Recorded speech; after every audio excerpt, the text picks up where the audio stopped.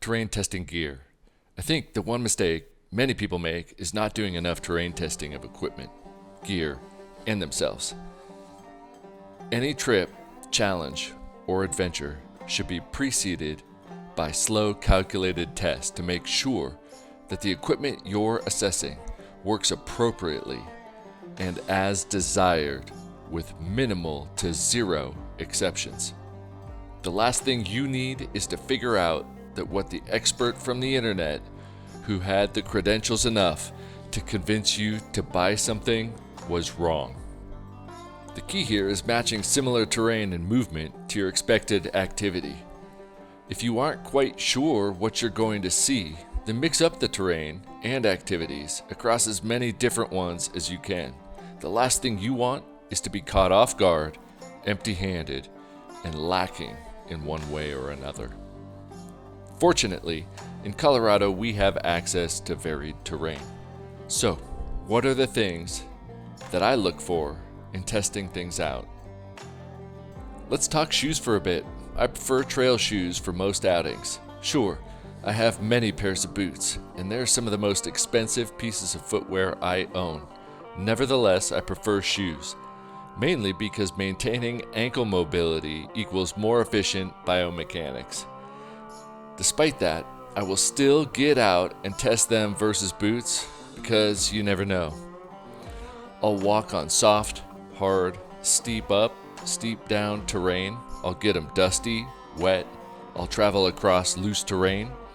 I'll look at how my feet feel during, before, and especially after. I even pay attention to how it feels the following day in terms of muscle soreness. If there's one take-home message about footwear, it's to do comparison tests and make sure they have zero issues.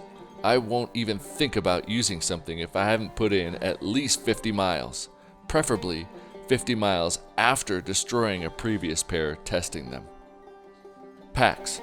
Packs are a vital part of most outings. They can be overlooked as something that just holds the stuff you need, but I disagree.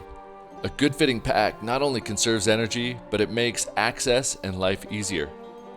An ill-fitting pack without the features necessary can injure the nerves in your neck and arm, hurt your lower back, inhibit mobility, and put you in a more dangerous situation than you may have bargained for.